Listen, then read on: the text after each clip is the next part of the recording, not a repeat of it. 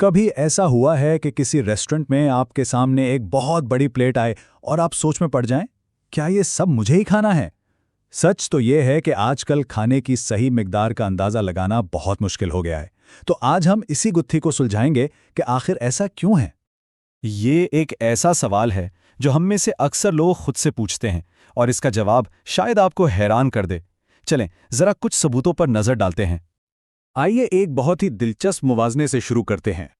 فرض کریں کہ برطانیہ اور امریکہ میں ایک ہی فاسٹ فوڈ چین سے ایک ہی چیز آرڈر کی جائے۔ آپ سوچ بھی نہیں سکتے کہ ان دونوں میں کتنا بڑا فرق نکلے گا۔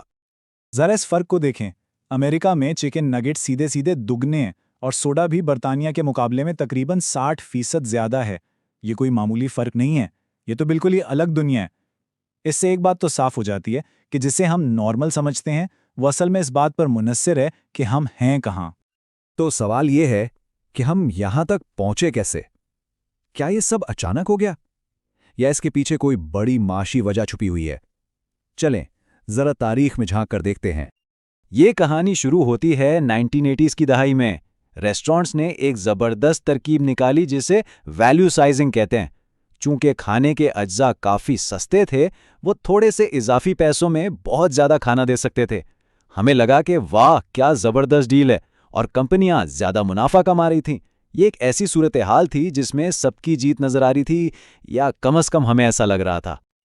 لیکن یہ جو سب کی جیت والی صورتحال لگ رہی تھی، یہ کوئی اتفاق نہیں تھا، یہ بہت ہی ہوشیار نفسیات پر مبنی تھی۔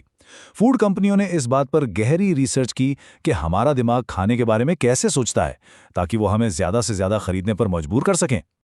ذرا سوچیں، ہمارے دماغ کے لیے ایک بہت بڑا سوڈا پینا صرف ایک ڈرنک ہے، لیکن اگر وہی مقدار 3 چھوٹے گلاسوں میں پی جائے تو فوراً ایسا لگتا ہے کہ ہم نے بہت زیادہ پی لیا ہے۔ یہ ایک بہت سادہ سی نفسیاتی چال ہے۔ ہمارا دماغ گنتی پر زیادہ دھیان دیتا ہے، مقدار پر نہیں۔ اچھا، تو یہ بڑے بڑے پورشنز آخر ہمارے دماغ کے ساتھ کرتے کیا ہیں؟ چلیں اس کے نفسیاتی اثرات کو سمجھتے ہیں۔ اس پر جو تحقیق کی گئی ہے، اس کے نتائج واقعی چونکا دینے والے ہیں۔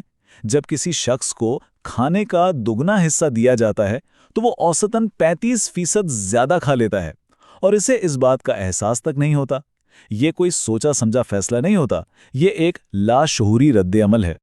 دیکھیں، ہوتا یہ ہے کہ ہمیں خود ٹھیک سے اندازہ نہیں ہوتا کہ ہمیں کتنی بھوک لگی ہے۔ پھر ریسٹورنٹ ہمارے سامنے ایک بہت بڑی پلیٹ رکھ دیتا ہے اور ہمارا دماغ فوراً سوچتا ہے، اچھا تو یہ نارمل حصہ ہے۔ نتیجہ یہ ہوتا ہے کہ ہم اپنے جسم کی آواز کو نظر انداز کر کے پلیٹ کے سائز پر بھروسہ کر لیتے ہیں اور بغیر جانے بوجھے زیادہ کھا جاتے ہیں۔ اور جیسا کہ کھانے کے نفسیات کے ماہر پروفیسر لینی ورٹینین کہتے ہیں، ہم اکثر رہنمائی کے لیے باہر کی چیزوں پر انحصار کرتے ہیں، یعنی ہم فوڈ کمپنیوں کو یہ فیصلہ کرنے دیتے ہیں کہ ہمارے لیے کیا صحیح ہے، بجائے اس کے کہ ہم اپنے جسم کی سنیں۔ اور سب سے بڑی غلط فہمی یہ ہے کہ ہمارا جسم بعد میں اسے بیلنس کر لے گا۔ ریسرچ بتاتی ہے کہ اگر کوئی دوپہر کے کھانے میں زیادہ کھا لے تو اس کا مطلب یہ نہیں کہ وہ رات کو کم کھائے گا، یہ اضافی کیلوریز بس جمع ہوتی جاتی ہیں دن بدن۔ لیکن کیا یہ مسئلہ ہر جگہ ایک جیسا ہے؟ چلیں دنیا بھر میں ایک نظر ڈالتے ہیں اور دیکھتے ہیں کہ مختلف ثقافتیں ہماری پلیٹ کے سائز پر کیسے اثر انداز ہوتی ہیں۔ کچھ ممالک جیسے برازیل، امریکہ کے بڑا ہی بہتر ہے والے ٹرینڈ کو اپنا رہے ہیں، لیکن فرانس جیسی جگہوں پر وہی برانڈز چھوٹے پورشنز بیچتے ہیں۔ اور یہ صرف کھانے کی بات نہیں ہے، وہاں تو صابن بھی چھوٹے سائز کے ہوتے ہیں۔ یہ گہرے ثقافتی فرق کی طرف اشارہ کرتا ہے، ایک ایسی ثقافت جو مقدار کے بجائے اعتدال کو زیادہ اہمیت دیتی ہے۔ تو یہاں ہمیں کھانے کے بارے میں 2 بالکل مختلف فلسفے نظر آتے ہیں۔ ایک طرف امریکی سوچ ہے جہاں ویلیو کا مطلب اکثر مقدار ہوتا ہے، دوسری طرف فرانسیسی سوچ ہے جہاں ویلیو کا مطلب کھانے کا معیار، اس کا ذائقہ اور اسے آرام سے بیٹھ کے انجوائے کرنا ہے۔ تو پھر اس کا حل کیا ہے؟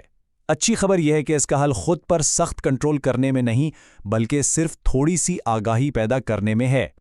اس پورے مسئلے کا ایک نام ہے، اسے کہتے ہیں پورشن ڈسٹورشن۔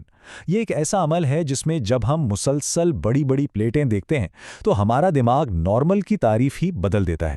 جو چیز ہمیں کبھی بہت بڑی لگتی تھی اب وہ ہمیں اوسط لگنے لگتی ہے۔ تو ہم اس سے نمٹ کیسے سکتے ہیں؟ ماہرین کہتے ہیں کہ جواب آگاہی میں ہے۔ چھوٹی پلیٹوں کا استعمال، آہستہ کھانا اور لیبلز کو پڑھنے جیسے آسان طریقے بہت مدد کر سکتے ہیں۔ اصل بات یہ ہے کہ ہم باہر کی دنیا کے اشاروں کو نظر انداز کر کے اپنے جسم کی آواز پر دھیان دینا شروع کر دیں۔ تو آخر میں ایک سوال پر بات ختم کرتے ہیں، کیا ہوگا اگر مقصد خود پر سختی کرنا یا کنٹرول کرنا نہ ہو بلکہ صرف توجہ دینا ہو؟ شاید اس مسئلے کا سب سے طاقتور حل بس تھوڑا زیادہ باخبر اور آگاہ ہو جانا ہی ہے۔